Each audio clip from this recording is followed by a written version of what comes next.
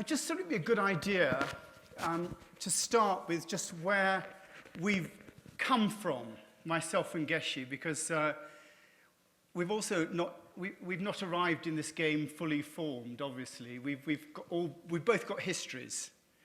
I was brought up in England, and from a spiritual perspective, I first got involved in this when I sang in the choir, and I sang in the choir in the Church of England from the age of 10 till about 16.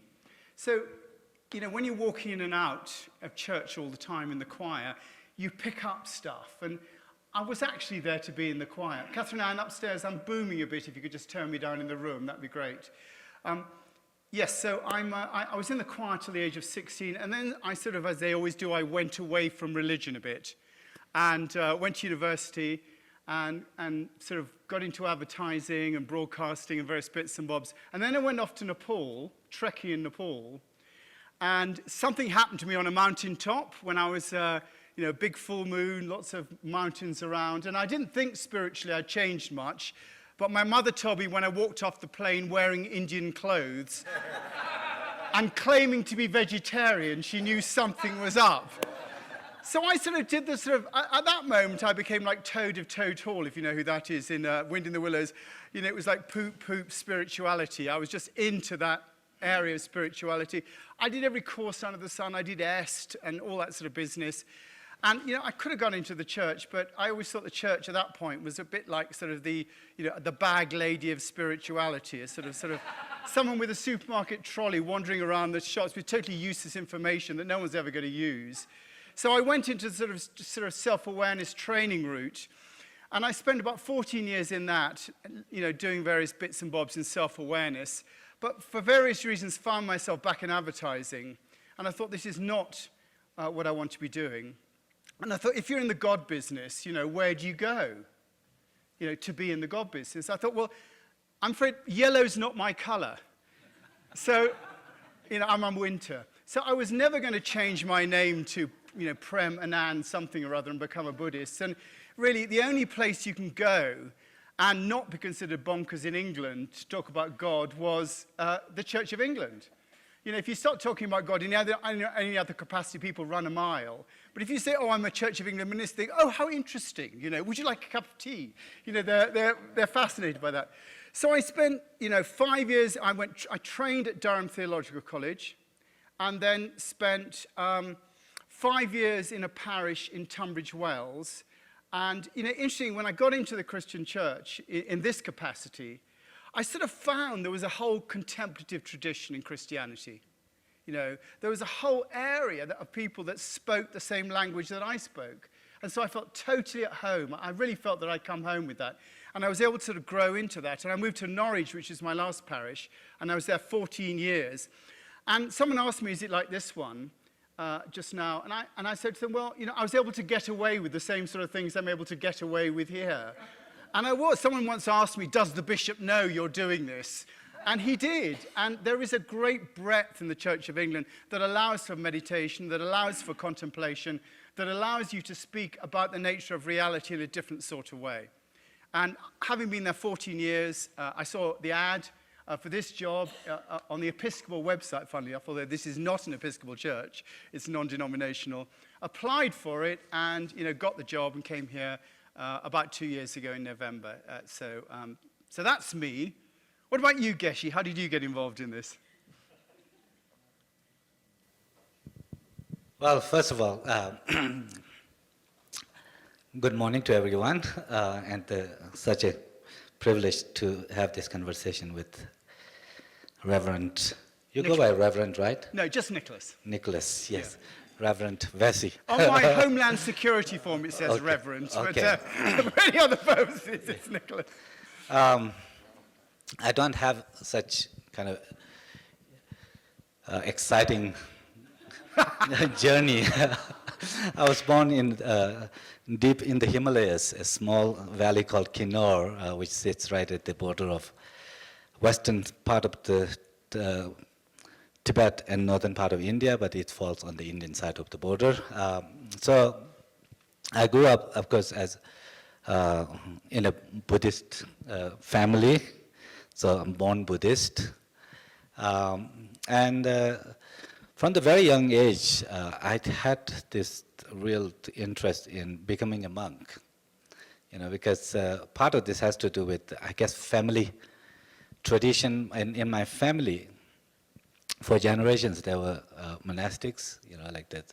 Even the family name is called Gelongpeng, which is Gelong means fully ordained monk, or the monk in Tibetan, and Peng, it's in the Tibetan, in my dialect, means that has the monastics. So, my father was like a lay practitioner, a healer, that did a lot of rituals and divinations and like that.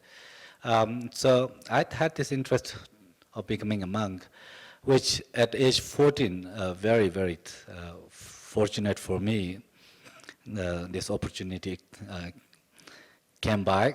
His Holiness the Dalai Lama had asked one of the senior monks who was teaching in my area, in my valley, to bring a couple of young kids to Dharamsala, where His Holiness lives. So I was very fortunate to be one of the 3 kids brought to Dharamsala. So I became a monk when I was 14 and pursued my monastic training in Dharamsala at the Institute of Buddhist Dialectics, and then later went to Drepung Losling Monastery, the monastery that where the monks are from. And I was there until 1991 and moved to the United States in Atlanta in 91 to start a small meditation center. Actually, the monastery sent me to start a center, which is now known as Drepung Losling Monastery, Inc. in Atlanta. And it's a center affiliated with Emory University, academically. And it gave me an opportunity to also to pursue some of the studies in Western psychology, particularly, in the philosophy of mind.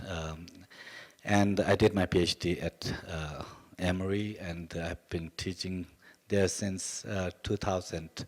But my interest, once I moved here, has been looking at the interface of Buddhist psychology, if you will, the contemplative models in Buddhism with the Western or the modern scientific traditions.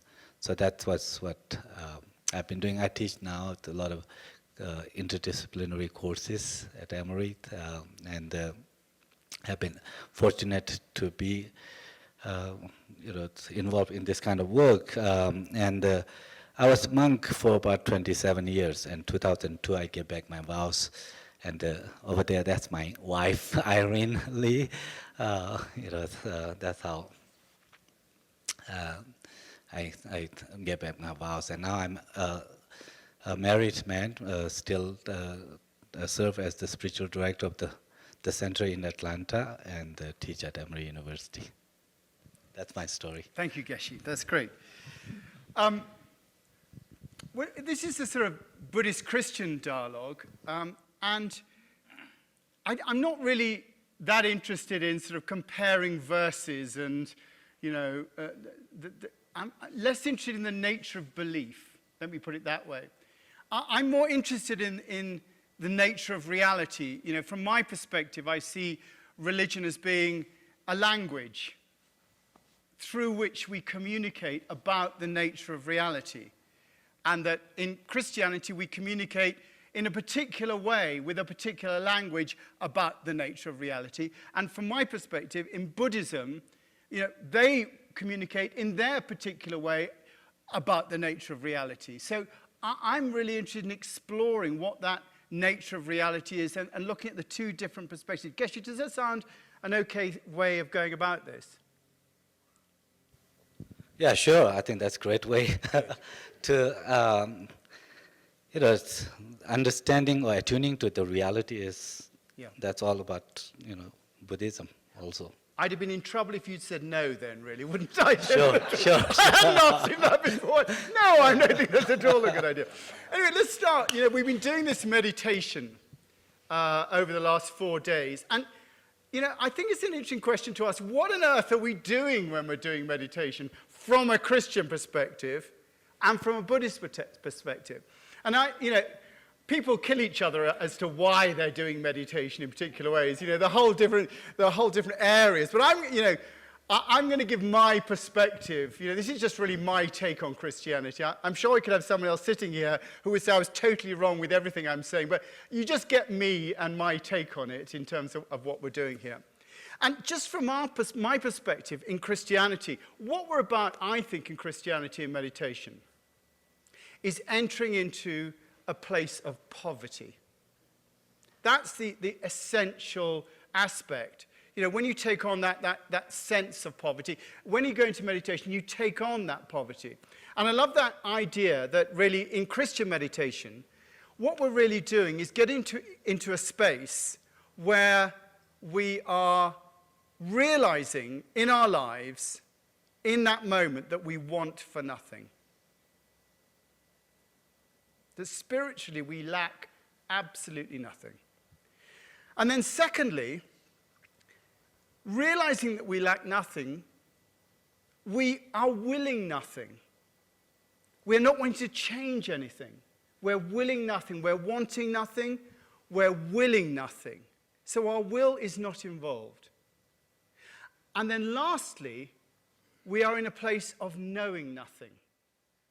We take on that knowing nothing position. Mostly we're incredibly wealthy with our thoughts. I could talk about anything forever, really. And we all could all do that, and the wealth is in our thoughts. But in that place of meditation, we arrive at a point of knowing nothing. Meister Eckhart says that so long as someone is trying to do the will of God, he is not in true poverty. Because his mind is still involved, or her mind is still involved in trying to do the will of God. So therefore, the will of God is not just naturally coming through. So from my perspective, what we're doing in meditation is emptying ourselves out, arriving in a place of willing nothing, wanting nothing, and knowing nothing, into a place of poverty, so we simply become a vessel. We simply become something through which something can come through. Now, I wonder how that compares to the Buddhist approach. That's really an interesting way of looking at meditation. I think I can see certain resemblance in some forms of meditation in Buddhism. For example, there is a kind of meditation called Mahamudra, or the Great Seal, in Buddhist tradition, which takes into account that our conceptual mental states, the conceptual mental states, are not really in touch with the ultimate reality, if you will. The ultimate reality is understood as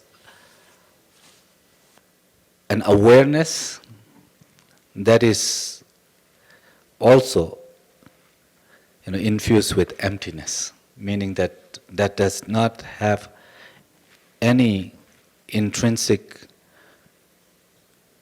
independent reality. That it's a reality that kind of transcends our language conceptual framework. So to be in touch with that reality, one can call that enlightenment, one can call that an ultimate nature of the mind, the Great Seal. That form of meditation is done by way of letting go of any conceptual kind of tendencies, the thoughts and so forth. The idea is that if you clear all those conceptual mental states, that you come in touch with that primordial nature of awareness, Rigpa sometimes referred to in the Buddhist traditions. Now, in that, what is taken into account is that everything that we see, the conventional reality, is in a way kind of illusory. That the conventional reality is a projection through conceptual mental states. Ultimate reality is that transcendent state in which there is no one nor difference. All that differences transcend, one and separate, past and present, all those, that's referred to the Rigpa, its primordial awareness. That having said that, that's not the only way of looking at meditation in Buddhist tradition. In meditation in the Buddhist tradition is actually simply to be understood as a process, a training.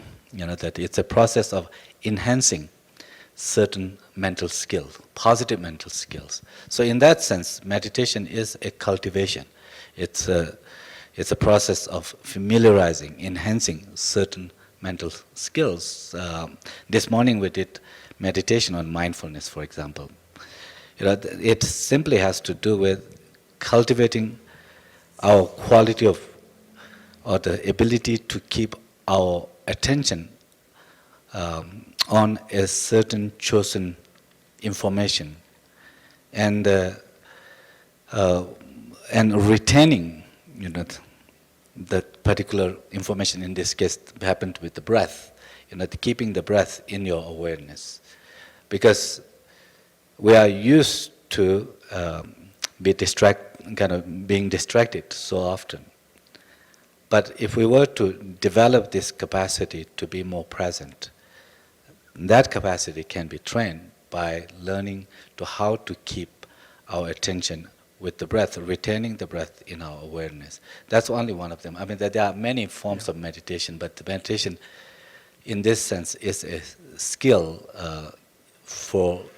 it's a process for enhancing positive mental or inner skills. Yeah, I think that's also true in Christianity as well, in that the idea of attention, the idea that you were talking about this morning, the idea of enhancing one's ability to live in the present is also something I think that would be involved in Christianity. But what you've said also begs the next question, which I think is, what is the nature of reality? I love that quote from Philip K. Dick, who wrote Blade Runner. And he said that reality is that which continues to exist after you've stopped believing in it. And I love that because it talks about reality is not a function of belief, that there is something sort of beyond that. And there is in Christianity, I think in Christianity, there's this conceptualization really that, God is the ultimate reality. And, that idea of God being the ultimate reality, of God being love as well, of love being the ultimate reality, really the way I think in the Christian sort of tradition, contemporary tradition looks at it anyway, is that ultimate reality is expressed in terms of consciousness. And that really consciousness is, in a sense, just from a Christian perspective, or God, the ultimate sort of sense of who we are. And that the ultimate identity of who we are. And you can take that right the way back into the Bible when it says that God made man in his own likeness, a woman in his own likeness. When Moses was on the burning bush, he asked God what his name was. And God said, when you go to Egypt, say that I am sent you. I am that I am. In other words, the nature of our identity is there. And all the I ams in the New Testament and, that sense of our ultimate identity. And that really cashes out and has, in modern Christian terms, into a sort of almost scientific explanation of it, that in fact consciousness was there before the Big Bang, and that the carbon atoms that went out were a function of consciousness, and that gradually that consciousness transformed and developed, and life appeared in terms of single-cell organisms, and that goes right the way forward, and we are now the universe made conscious of itself. And in Christian terms, we are now the universe conscious of itself as God. And really, Jesus, in a sense, in Christian terms, represents the arrival of the declaration of I am that I am, the arrival of the nature of Christ being represented in every human being, that we have two natures, we would say, one is human and one is divine, and that our purpose is to express that, and that, in our sense, what we would call the second coming is that moment when the entire conscious universe recognizes itself as being of the divine, and in a moment there is a sense of total recognition. And that is the sort of path of consciousness from, the alpha moment to the omega moment, as Christians would call it. How Buddhists would describe that nature of development and that nature of reality. I mean, how would that be in your terms? Well, again, I think, when you look at the Buddhism, it's not, and I'm not sure what you said is a mainstream Christian position also. I can only talk from me. I could sit here and say, these people agree with me, but who cares? This is what I think modern Christianity is or should be about. Let's take it at that. I want to be looking at your Buddhism in a particular way as well. I take it as one take on the Christian, narration. Yeah. Similarly, Buddhist tradition has, it's a complex system, right? Yeah. There are many different schools, vehicles, as Yana, or the vehicles as I referred to. There are certain differences in terms of understanding reality, if you will. But Buddhism is, of course, it's not a theistic tradition. Yeah. So therefore, in Buddhism, reality is really, that if you think of what is reality, the reality, if you... Yeah. Actually, Buddhists talk about two realities, conventional reality and the ultimate reality. The ultimate reality simply has to do with each and everything being utterly devoid of having a fixed independent status, but rather each and everything is utterly interdependent on various cause and conditions or the various factors. So there, in that way, if there is a way of understanding reality, the Buddhists call this emptiness. Emptiness not in the sense of nothingness, but rather it's a fullness in some sense. That is another way of looking at emptiness, is to say interdependent origination or the dependent origination, existing in the context, in a relationship, in a certain context of cause and conditions or the other factors. For example, just take, for example, we are sitting here facing you. You are sitting there facing here. What is this side and that side? It's without you there, it would be meaningless for us to say we are sitting this side. Without us here, you would not be saying that we are sitting this. You will say this side. We are saying this side. We find you are sitting that side, and you will see us sitting that side. This and that side is utterly interdependent. That it has no meaning outside of a context. So similarly, Buddhist tradition says that each and every thing, for example, ourselves, our identities are not fixed. There is no such thing as fixed, concrete, absolute entity, but rather there is simply a flow, that a stream of processes, and upon which, in certain contexts, we conceptually create identity as me and you and so forth. So the self is a conceptual construct in Buddhist tradition, like that. Now, the idea that you said that of God being the ultimate reality, that, not exactly, I think, the same way, but Thomas Merton, like the Trappist monk. He actually traveled extensively in Asia, right? And he wrote these Asian journals. He felt that the Christianity and the Buddhism, actually, there is a meeting point where for him, the God was what it appeared to him like what the Buddhists called Dharmakaya, the truth body. And that Dharmakaya is referred to as an enlightened state that is consciousness. That is one of the, you could say, the enlightened mental state, a mental state that is free from all obscurations and omniscient in its nature.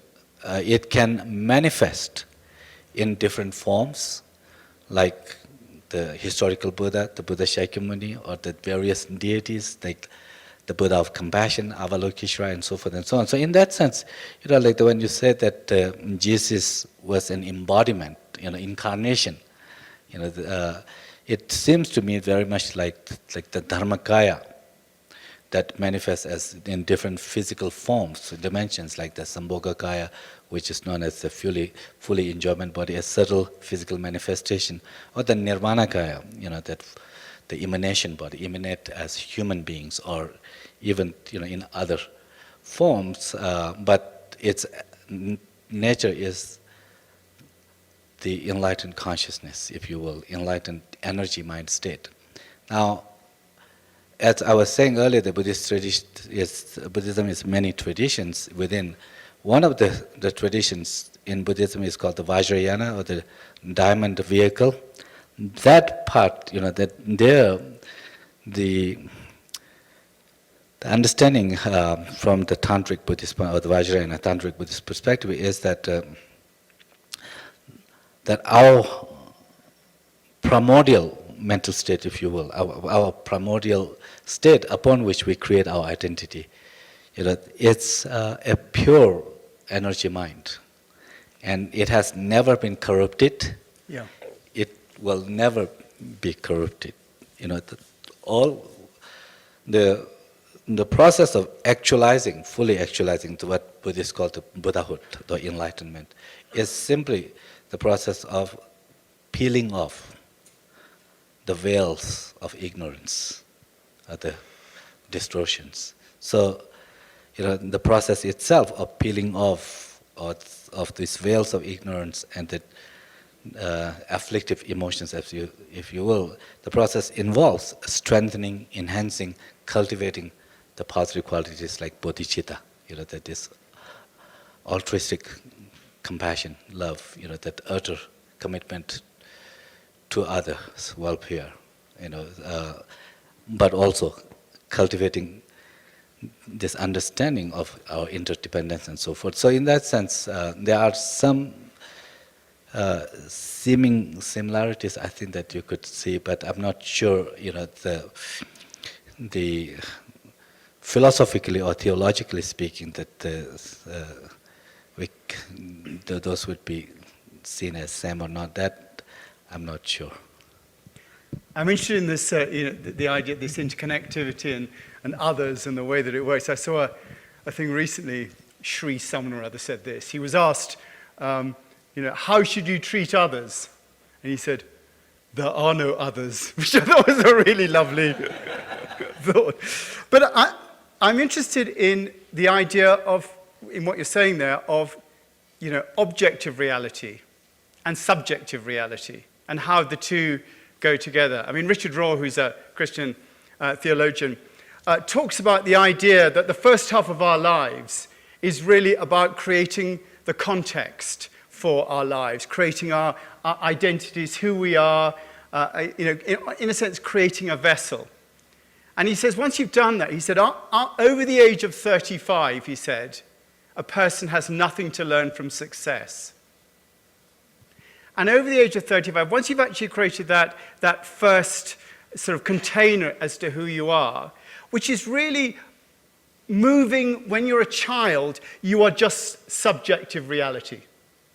It's all about you. There's a really great, in England we have a cartoon called Noddy. I don't know if you've got that. He's a little character who drives around with a friend called Big Ears. and it's a children's cartoon. And that sort of idea of subjectivity is summed up when he's driving home with Big Ears after an adventure, and there's a little signpost at the side of the road, and it just says, "Home, 4 miles." And that sort of suggests that to the child, that the whole world is about him or her. You know, the subjective reality is everything, you know, everything. But then you have to learn about the objective reality, that there is an objectiveness out there. There is something out there. And in order to become fully, you know, in a sense, a proper human being, you have to acknowledge the objective reality. And that really is the first half of life. But then, you know, in Christian terms, the second half of life is really about going back and saying, yeah, well, there is an objective reality, but actually, it's all subjective. That there is no us and them, that everything is fundamentally subjective. And Jesus says this in the Bible, and he says, you know, I am in the Father, you are in me, and I am in you. And there's this concept of all of us being in a fundamentally subjective reality, and that there is no objective at all. And that's a sort of, you know, Christian sort of journey that we take from objective to subjective. And I'm just wondering how that cashes out in Buddhism. And let me just say as well, you know, there would be someone who would be sitting here who would turn around to me and said, I'm heretical, and that's absolutely no, you know, Jesus came to die for our sins, and therefore, you know, give your life to Jesus, and, you know, you'll be then caught up in the rapture and all that stuff. You know, there is that whole area. And there's someone sitting next to you the same, but really we just want Geshe's view here. You know, what's your perspective of that objective and subjective nature of reality? How do you see that journey in our humanity from your perspective? Well, I think, you know, you can take this developmental perspective, right, you know, the evolutionary perspective, to learn from the sciences. I mean, that's what I have done, part of understanding our evolutionary perspective about our, you know, the human condition, how we come to be who we are. It's true that, you know, like at young babies, at a very young age, there is a period where you don't have the distinction between you and the other, you know, that you are born from your mother, you know, that this distinction, you and others, is not there. So but they said that little babies, actually, the traditional thinking may have been that this subjective and objective part becomes much later. But they do see that babies, you know, as young as like the 3 months, 6 months, they do, you know, they are kind of oriented towards others' well-being. You know, like that they do see when the mother even pretends like that she is sad, like the child is so concerned about her, you know, reaches out, try to console, you know, and so there is I think there is a sense of the other, you know, at a very young age, but by age 4 or 5, they say that then the children begin to be more kind of self-focused, you know, the selfishness part comes as they develop, and then you know, you have this teenage years, and then perhaps, you know, there's a point like that by age 30 you have learned everything that you need to learn. As a Buddhist, the way that I see it is, you know, we are, how do you say? In Buddhist tradition, we believe in, as I said, that the two realities, right? The conventional reality and the ultimate reality. The ultimate reality is not something that we can really attune to without a deep reflection and the meditation. You know, this ultimate, because we are kind of presented with what we see that seem to be existing objectively out there of their own right. You know, there are others. There is this water and glass and everything that it seems like that it exists from its own side.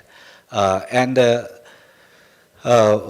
Buddhist tradition, not all the Buddhist tradition, but one tradition that is understood as the kind of the ultimate, the foremost philosophical position in Buddhism is called the Prasangika Madhyamika, the consequence middle way school. According to this tradition, the objective reality, if you think of the objective as existing of its own right, there is nothing such. Everything is only a designation, an imputation of the thought, of the labels. Nothing exists of its own side. That's not to say that nothing exists. Everything exists, but exists in a context, in a relationship. So for the Buddhist, the first order is to really to understand that interdependent nature of the phenomena, cause and effect. When Buddha, one of the Buddha's disciples was on his arms one day, and he was encountered by a great scholar from another religious philosophical tradition in ancient India. And it is when the Buddha was still alive. And the person seeing a Buddhist monk, because he had studied extensively in his own tradition, so he was curious about what this Buddha, the Gautama Buddha, really taught. What is the kind of the essence of his teachings? And so he asked him, tell me, what is the essence of your teacher's teachings?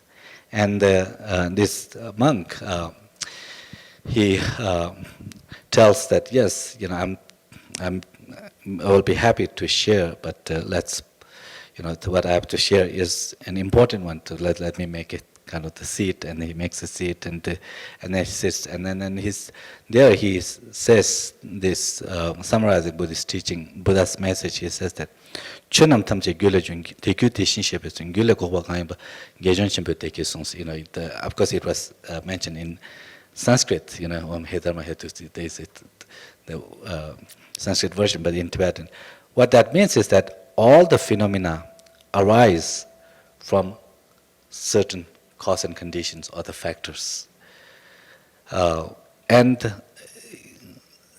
he says that that's how we need to understand our own kind of suffering also, that for us, our foremost concern is about how to be free of this anguish and suffering, this satisfaction, how to find that fulfillment and happiness, right, the freedom. But he says that it's placing this suffering and so forth, they also come from cause and conditions. That he says that one who is able to kind of uproot or transform those conditions, that he is the one transcendent, and this is what my teacher says. So there you find a central principle that Buddha taught is the interdependence, dependent origination. That's the utter kind of conditionality, if you will, that everything to be understood in a context, in a relationship. There's nothing outside of a context. No. And that part is the very kind of it is Buddhist, at least in ancient India, that there was a radically different approach to understanding our human condition. He placed the very suffering when seen in that context, and then it's about how do we understand suffering. You need to understand what cause and conditions promote that suffering, and how to go about transforming those cause and conditions. Thank you, Geshe. I think I just open it up now to anybody else. We banged on for a little while. Does anything come up in anyone's mind? Would anybody like to ask a question? Would anyone like to make a point? Yes, over here. If you just wait for the microphone. Testing, 1, 2. Yeah, just wait for the microphone. Say what your name is, and then just ask you. Sue. Hello, I'm Ritter, and I just have a question. I think one of the big differences that I perceive between Christianity and Buddhism is, in Christianity, the centrality of the nature of sin, and willful, which implies willfulness. I think that St. Paul said, the good that we would do, we do not, and the evil that we would not do, that we do.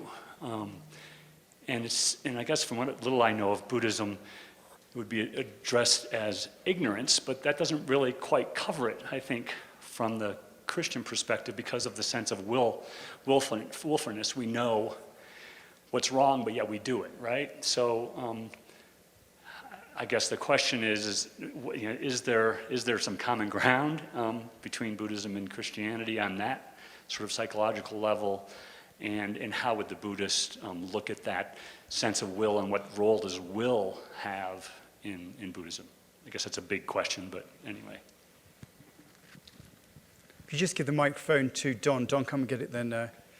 That's good, yeah. Geshe. Well, I think the question of free will in Christianity, I don't know a whole lot about Christianity, but from some of my colleagues, what I understand is that the kind of articulation of the free will has to do with that God created the beings in His image, but also gave this free will. And from that perspective, that one can act, in certain ways, right? In the Buddhist tradition, I think the question of free will may not be relevant in the sense that Buddhist tradition maintains that as individuals, like each one of us, not just humans, animals included, insects and every life form, the sentient life form, has no beginning to our existence. That it maintains that we can't really place a beginning, that this is when I came to be, being. The phrase used is the beginning sense, beginningless time, because the time is a concept, that also the conceptual construct. So we can go about talking about the time, how many years, how many billions, and so forth and so on, in terms of the universe, or if there is a one universe that was formed and disintegrated, and there was universe before, then you can talk about that time in terms of the eons and in a certain context. But the existence of us as living beings, there is no beginning in that sense. So what the Buddhists do maintain is that our mind, when we think of we are, beings with minds. Without the mind, there is no sentient being. But the primary mind, or the mind itself, comes with, or the primary characteristics of mind, it includes certain functions. And one of them is intentionality. Like that. It's called sempa in Tibetan, intentional. It's a built-in function, or the attribute of the mind.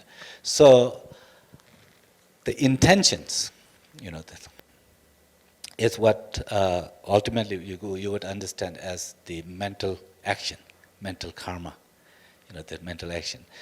So therefore, when we think about the actions, there are mental actions, there are verbal actions, there are physical actions. We talk about the three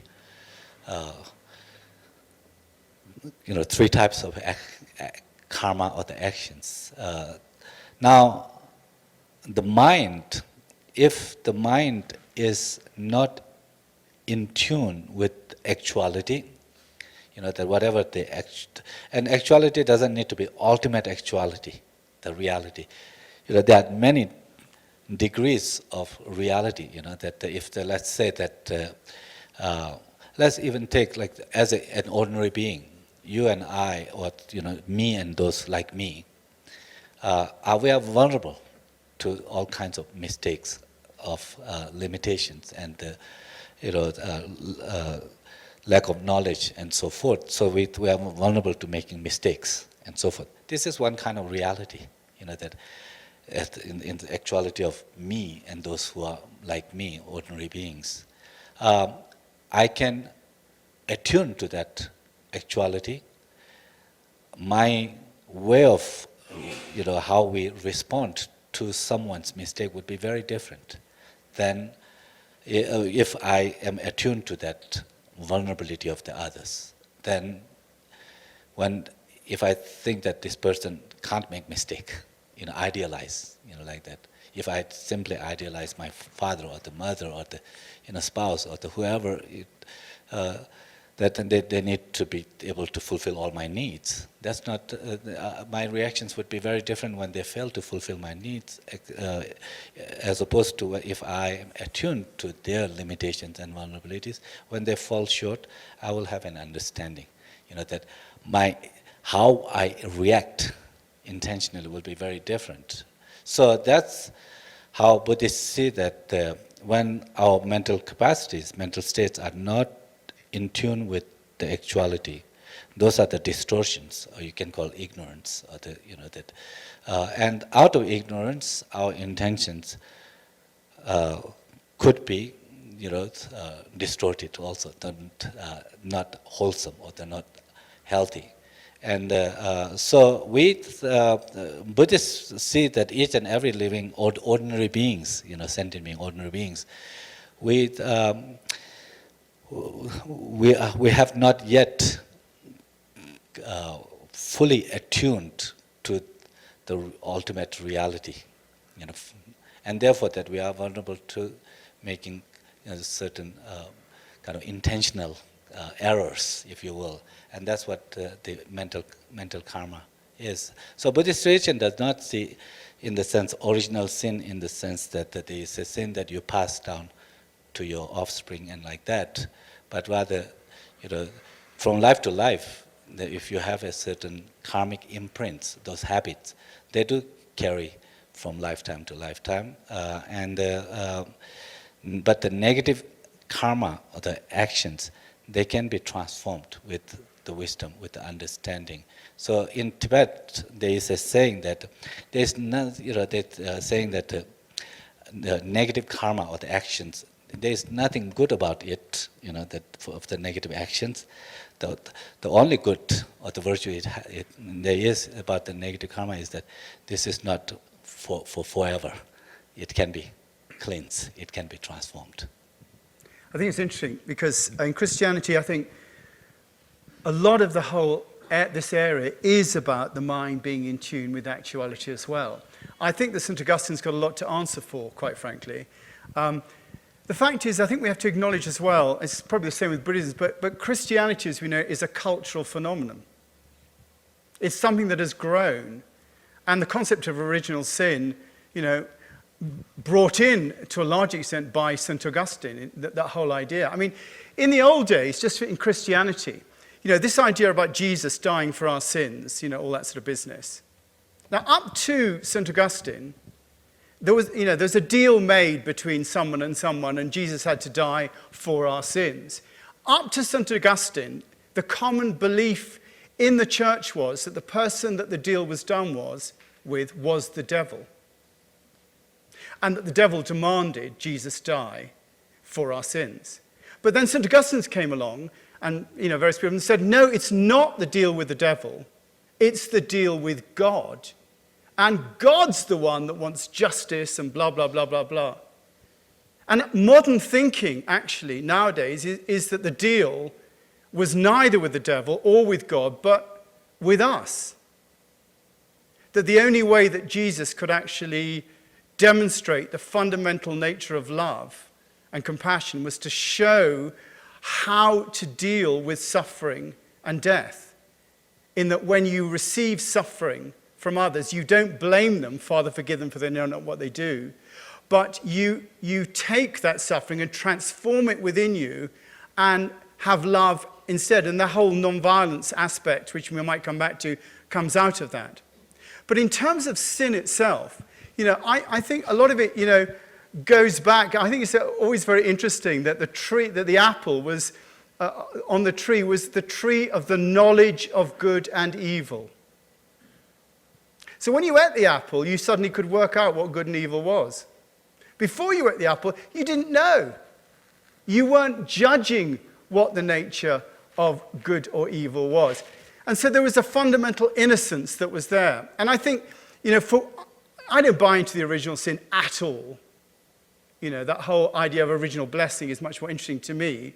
I don't buy into the original. But if I was going to look at the nature of what we're about here in terms of, sin, I'm much more interested in looking at in terms of, the difference between the false self, our egotistical nature, our identification with our animal mind, our reptile mind, our rational mind, our identification with that, and the need to survive, in relationship to something that is more transformed. Jesus often misquoted as saying you must be born again. Actually, if you look at the Aramaic or whatever it is, the Greek, it is you must be born from above. Now that concept of metanoia, of change, of transformation, of repentance, for me the whole concept is about we are born with our rational minds, determined to survive at all costs.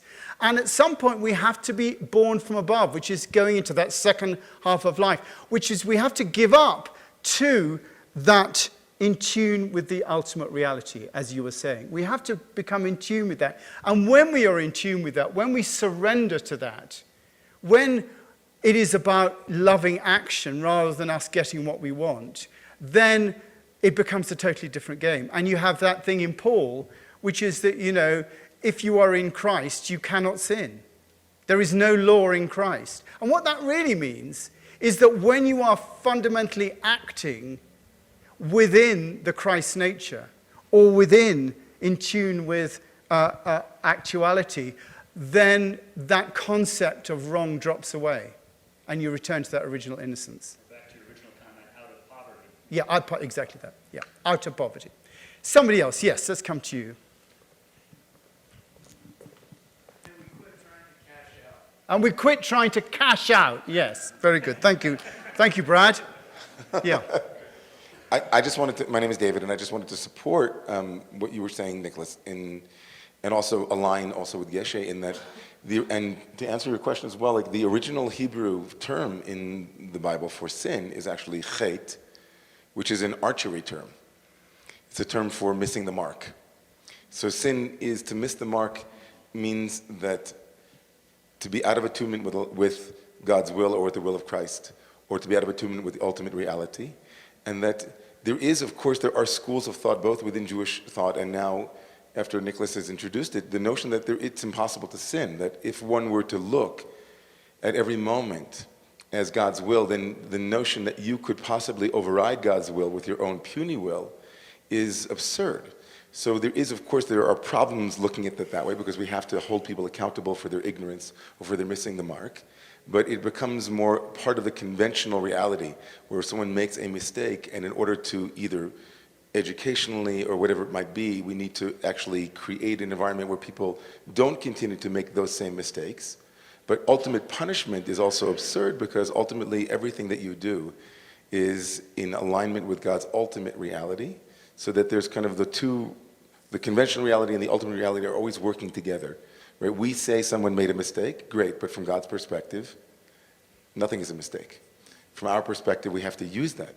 But from an ultimate perspective, even your mistakes are part, or as I like to say, all of your detours are still destinations. People still make mistakes. They think they're a mistake until they drop into, that was part of my karma. That was part of the cause and effect of my reality. So I just wanted to support that beautiful read that you just gave us on original blessing, and I love that you invoke Matthew Fox there, the brilliance of that tradition, because within the biblical tradition, at least Jewishly, before Augustine, there is no original sin, and human beings are born into blessing, and we make mistakes which are kind of missing the mark. Thank you, David. That's great. Somebody, let's come to you, and then we'll come to you. Just wait for the microphone. Just trying to hear. Thank you. I've been muddling through both of these traditions for 70 years, and I've come to the conclusion that what the Buddha said, just as there has to be a left hand in order for there to be a right hand, my idea of the nature of reality is something different from what reality is. And Jesus said that nobody can know God. And for me to get to a metanoia, it doesn't matter which path I take. I can take the path of Christianity, the path of Buddhism, but at some point when I'm sitting in my chair meditating, I'm letting God be God. I'm not doing anything. I'm recognizing that whatever I think is not the same as reality, other than it's just the reality of what I think. If I had any idea what that was, it would be quite something, wouldn't it? But there really are just different paths for humans to deal with the reality of suffering and to try to get to some means of dealing with suffering. There's something about my nature that makes me want to inquire about what the hell is going on. And but there's also something about what the hell that's going on that doesn't let me fully get in that door, and I just have to deal with that. Do you want to pass it on just to the next person next to you, and then just here, and then we'll come to you behind. No, just there we are. There we are. Good. Yeah. It's on. Hello. Thank you. I would like to get back to a comment you made about reality and what it really is, and I would reference you to. I'm sorry, but I'm having a senior moment remembering the full name of the priest who left the church because he stopped believing in what the church preached as reality with reference to Jesus. There's a growing movement within the Catholic religion that what I learned growing up in Catholic schools is not reality and it's not true. It's called the human Jesus. This was a young boy in Ireland who became this priest. And to escape poverty, one of the best ways to do that in Ireland then was to become a priest, go to the seminary. He went to the seminary with the idea of becoming a missionary in Africa and preaching the gospel and preaching what the Pope was really saying as the voice of Jesus and God.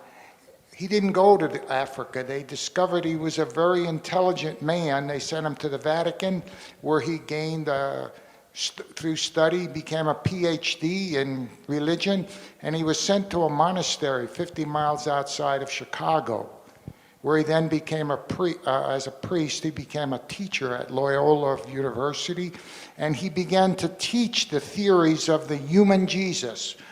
Who was Jesus? Jesus was a human who was a lot of myths about him that became reality, and he no longer believed in that reality. It was all right when he did that within the confines of his university.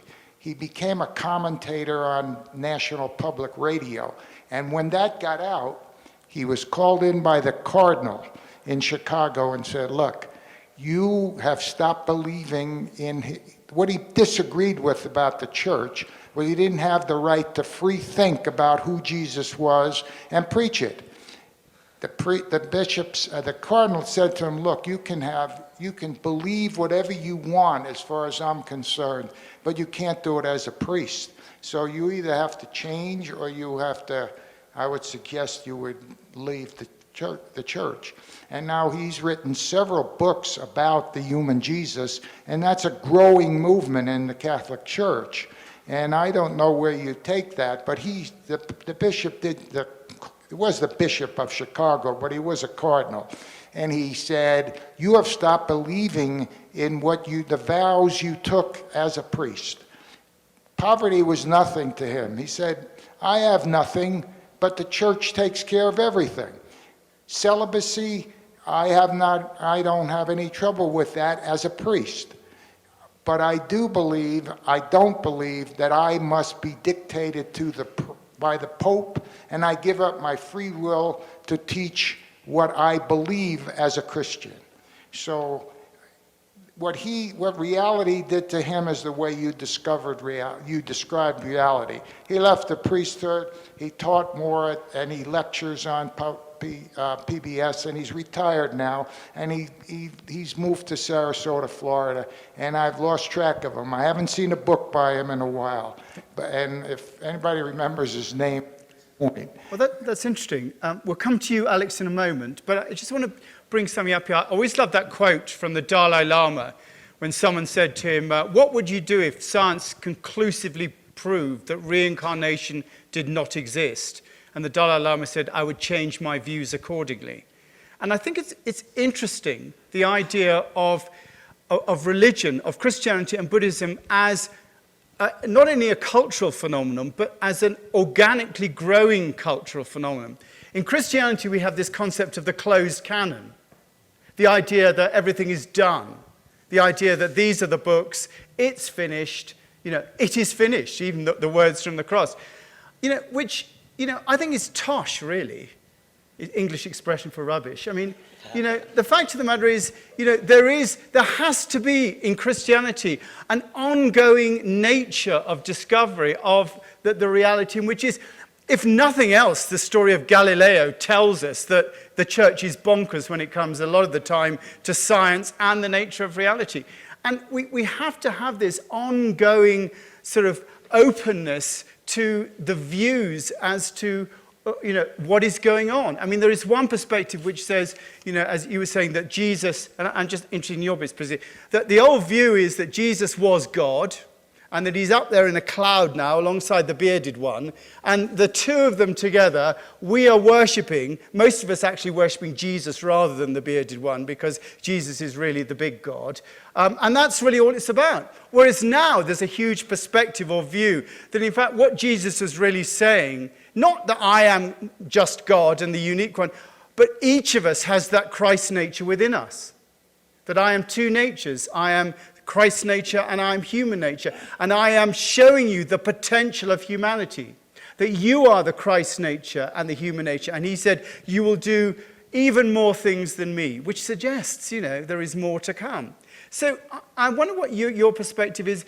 I see very much, and I think the Aspen Chapel is an example, as Christianity as being something that is ongoing and growing and developing and moving, and lots of bits of it work and lots of bits of it don't work. But how does that relate to Buddhism? And is there a cultural closed canon in Buddhism, or is it going on? Well, like any organized religions, certainly in Buddhism you will find some pockets of communities that who may have somewhat kind of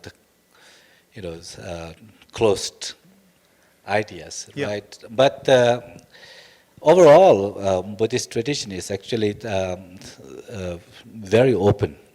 It has to do with the Buddha himself. When he said, there is something called, in Tibetan it's called the Tönpashi, or the four reliances. That kind of sets the Buddhist, really the approach to spirituality in Buddhism. And that's number one. Buddha said that rely on the teachings, not on the authority of a person.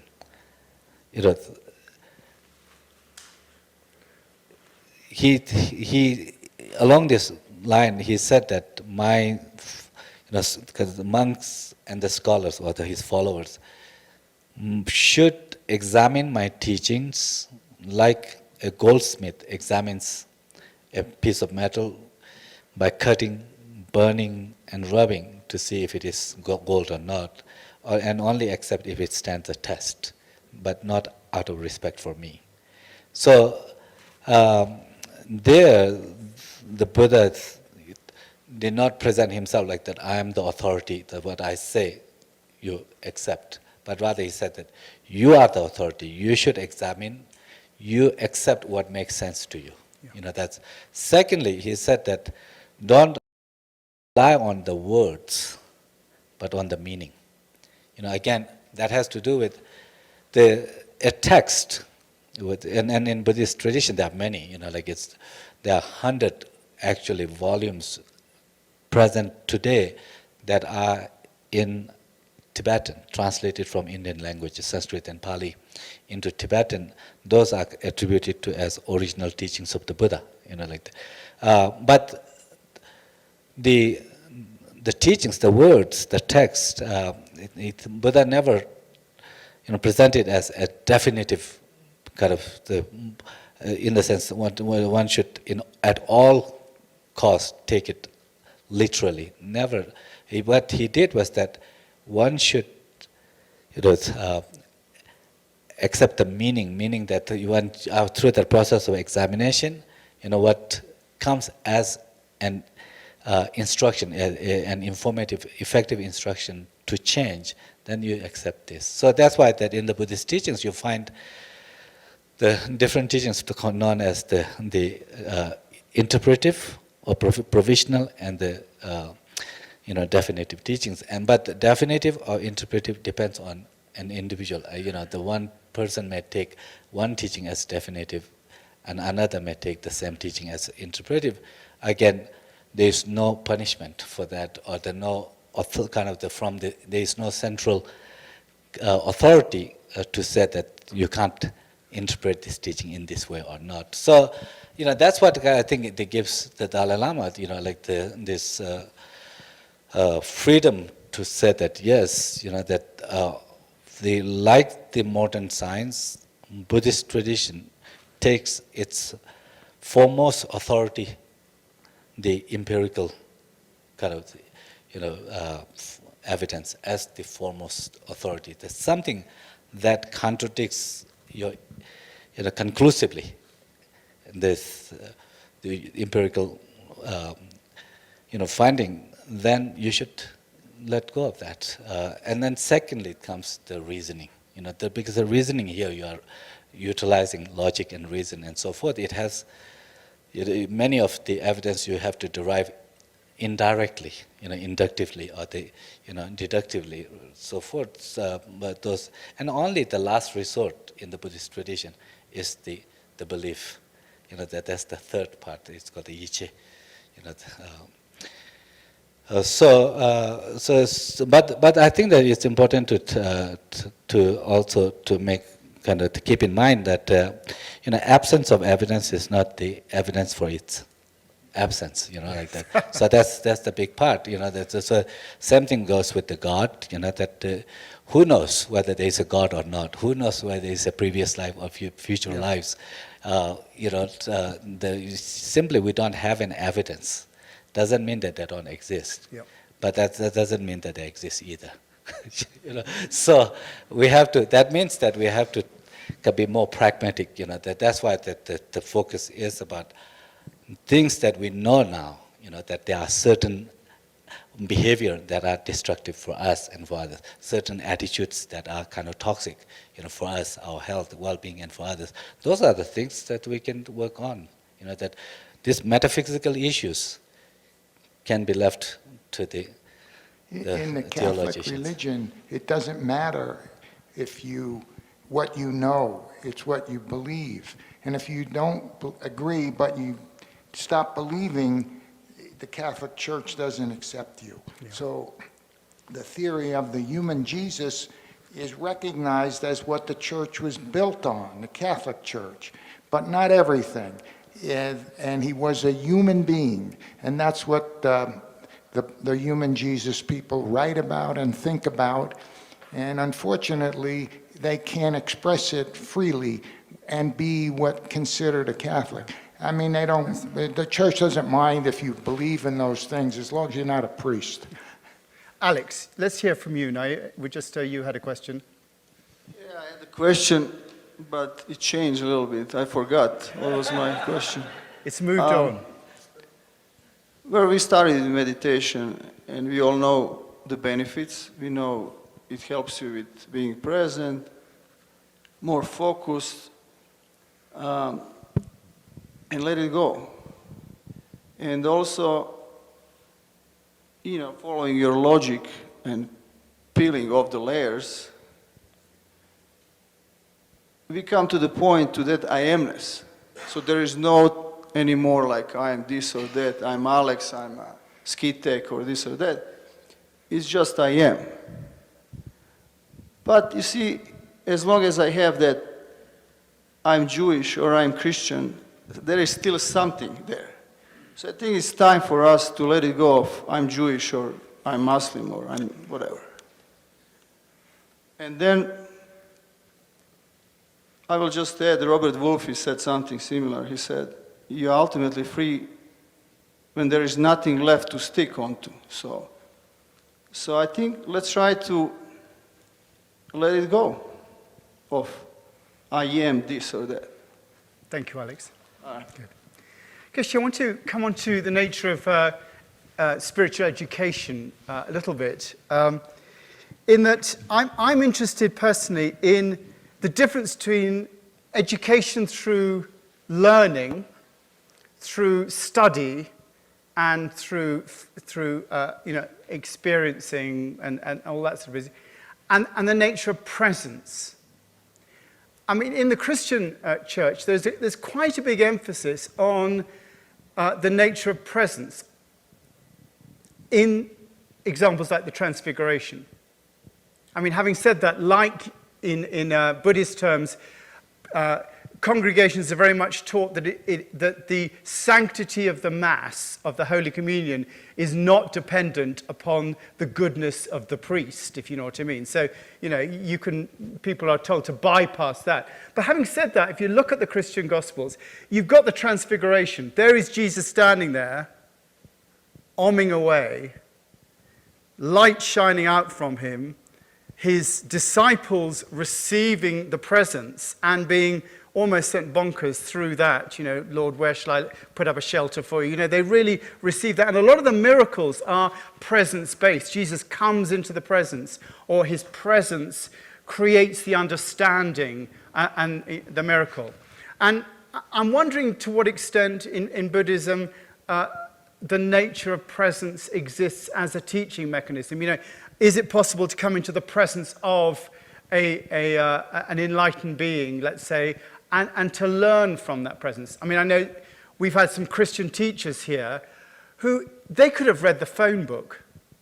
It didn't really matter what they said, but you come into their presence and you just know that something is being communicated. And I wonder what in Buddhism, if there is that difference between presence and learning or intellectual understanding.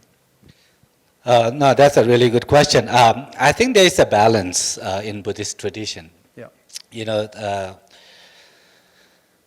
On the one hand, learning is an important part. In fact, in like the spiritual evolution or the progress in Buddhist tradition, we see it in three stages. That what is known as Tösam Gomsum in Tibetan, which means Töba has to do with first learning.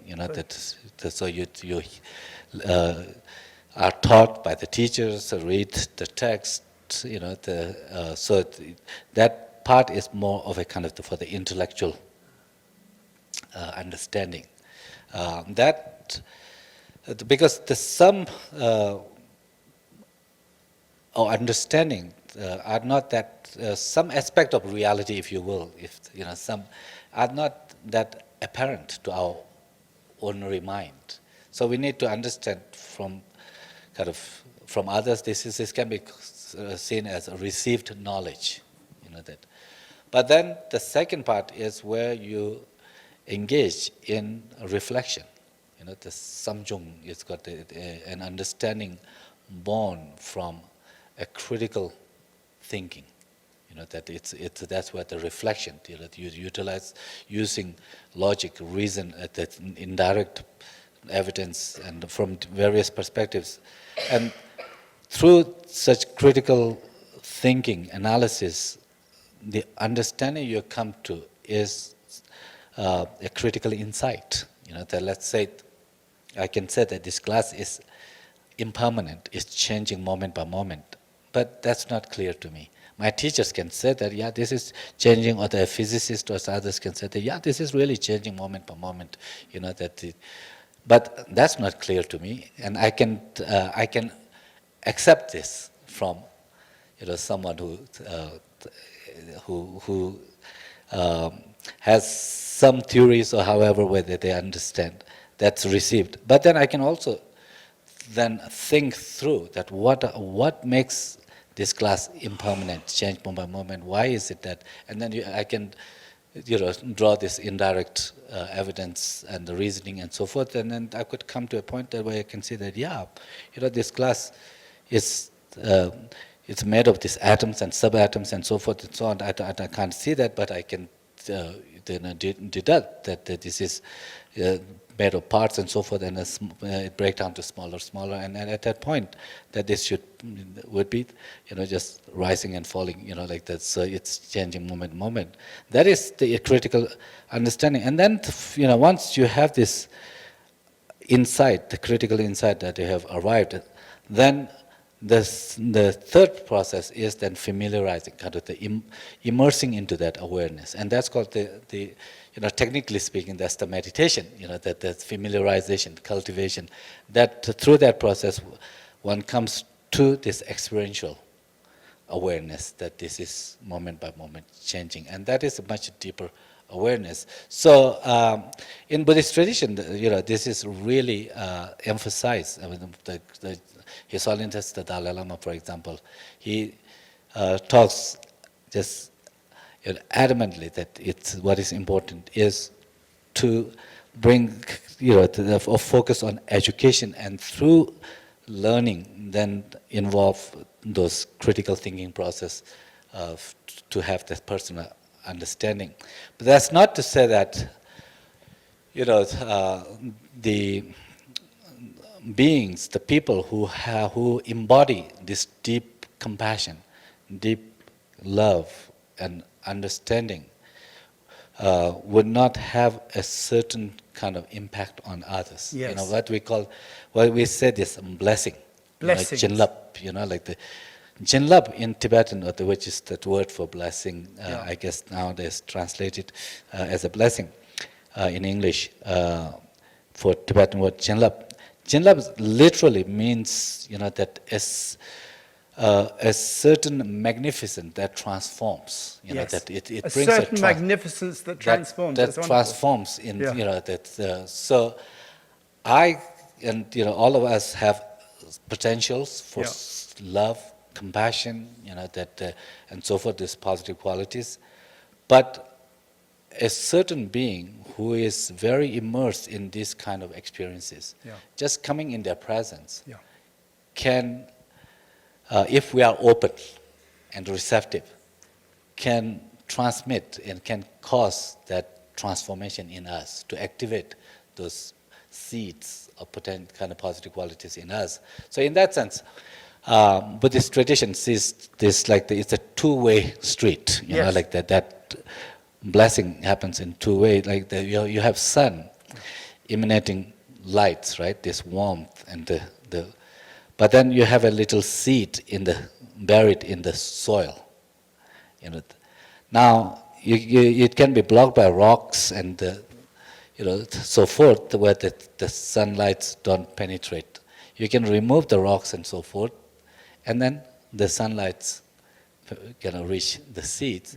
And what potential seed has, and those transformative kind of light that the sun emanates, its meeting of those two is what causes it to germinate, right? So it's a dependent origination.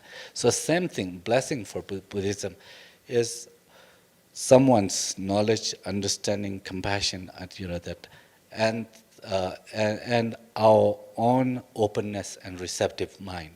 When these two meet, then change takes place. That's the blessing. So that can happen, and there are many cases in Buddhist tradition, where they come in presence of their teachers, the great beings, where there's devotion, openness, respect. Those kind of things remove those hurdles between you and the master. Yes. I mean, I give you an example. I mean, for example, His Holiness the Dalai Lama. There are many such cases where people just coming in touch with him find this kind of very extraordinary transformation. One of them is Paul Ekman. You may have heard, he's a scientist, psychologist, retired now, but an expert in emotions, in the field of scientific understanding of emotions. In 2000, he went to meet the Dalai Lama. He was part of the conference, Mind and Life conference, that was held in Dharamsala at the Dalai Lama's residence. He was invited because the theme was on emotions, and he is the expert on emotions, like the scientific explanation of emotions. He had no interest to go to Dharamsala of his own. He thought that there was nothing that you can learn from a religious figure like the Dalai Lama. That he's a scientist. He had understood emotions and articulated in great details. But his daughter happened to be a great admirer of the Dalai Lama, and he had the opportunity to take his daughter along with, to that conference. So he went. What happened in the conference is during one of those tea breaks, that the speakers have the opportunity to introduce their loved ones to the Dalai Lama, they're sitting next to him. And he had this opportunity to do that. And as he was sitting next to the Dalai Lama, on the other side, his daughter in that tea break, and His Holiness held his hand, and he talks that how at that moment he felt, whether it's kind of objectively measurable or not, that's another, but for his subjective experience was that heat just coming from his hand and his body. And he says that experience changed, something so profoundly in him. He used to be, he says that, it is, mentioned in a book they co-authored called The Emotional Awareness. He says that there was not a week before then when he did not have at least a couple of big, anger episodes. He was very angry. But what happened there, just this heat that he felt, he said that it melted away his anger. For 1 year, full year, he had this anger outburst, like the kind of out of control. That kind of, and he was very intrigued by that. In the book he mentions about that, and then he, talked to other people. Have there been other such, and there are many such instances. And there's that description of Charles Wesley, who founded the Methodist movement, who in his moment of enlightenment described, when asked to describe the experience, he said, "My heart was strangely warmed." And there's a similarity in that. Now, we've got just 6 minutes to go, and I just wonder if there is a burning issue that anyone has that they really feel they would like to see covered or not covered so far. Yeah, over here, just one over here, Patrick. Just here, Don, on the left, Patrick. Great, fantastic. Hi, thank you. Earlier, Nicholas shared maybe a displeasure with the idea of original sin and a big misunderstanding of Christianity that still exists, which also has not really corrupted the beauty of the underlying beauty of Christianity. Is there a common misunderstanding about Buddhism out there that kind of drives you up a wall when you hear it? And is there a message out there that just has not been corrupted at all? No, thank you for asking that. In terms of the original sin or the karma, so that's one thing. Karma is a very Indian, ancient Indian concept, right? The Hindus believe in, Buddhists believe in karma. But so often people think that karma is like the predestiny, like that you are,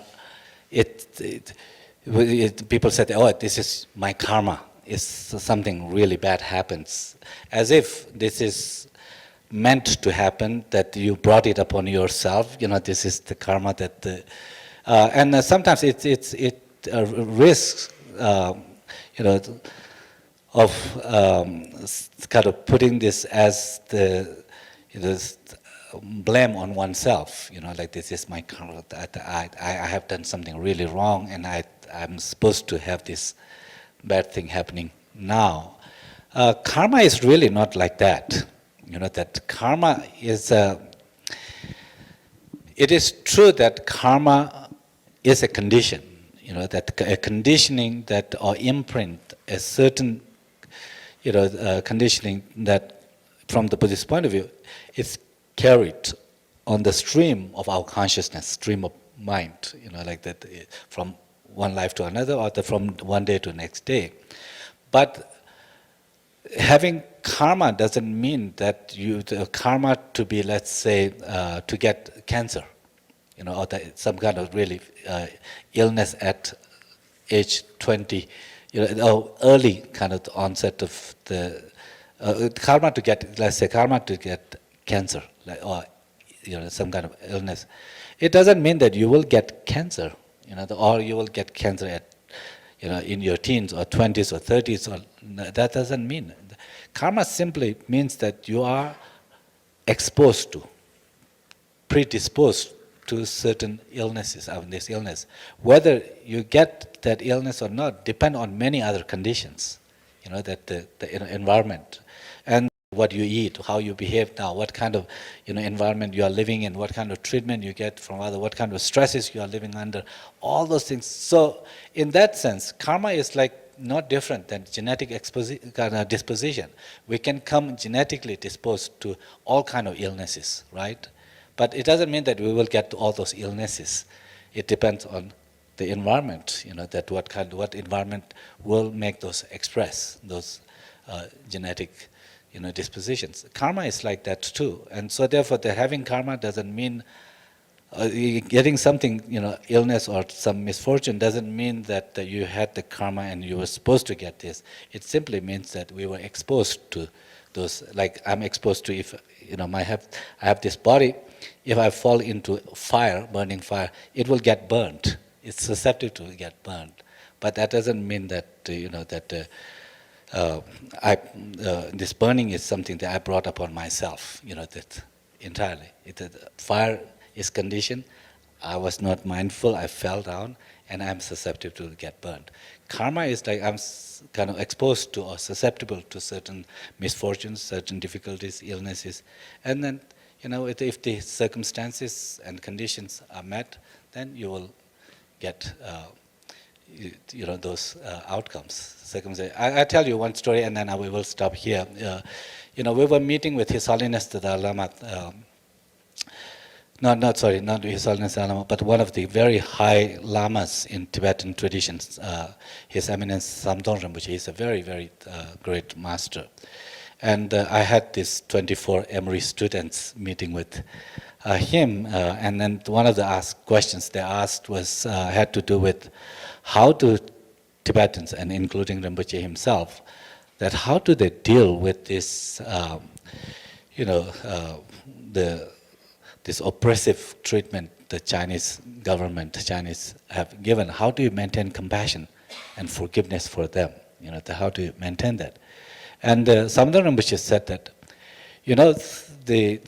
this may seem a little bit kind of unusual, a little bit strange, it might, but he said that, we come from a certain, framework, mental framework, where we see that we are karmically exposed to such mistreatment and so forth. We are, and this doesn't mean that we will get mistreated, but if there are people who are ideologically kind of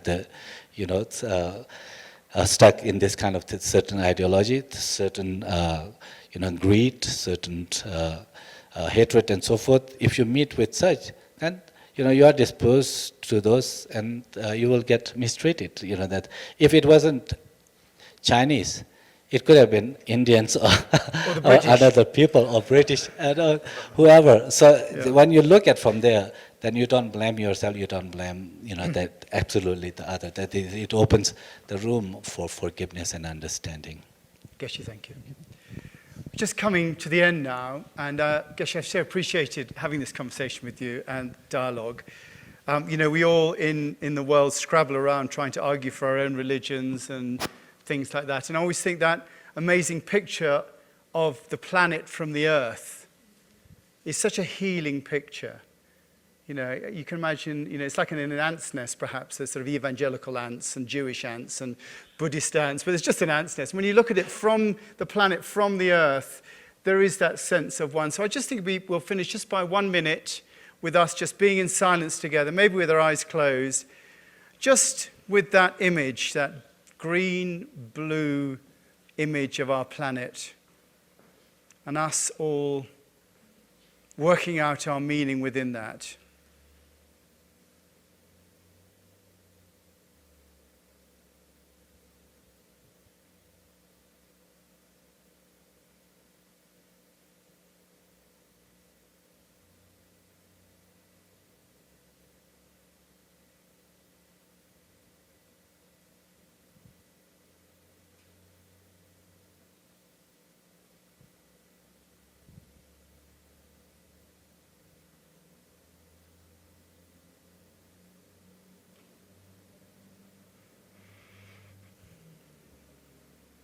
And that maybe the purpose of the Christ nature and the Buddha nature and all natures is to bring about that sense of oneness and wholeness of us as an organism, as a planet. Amen.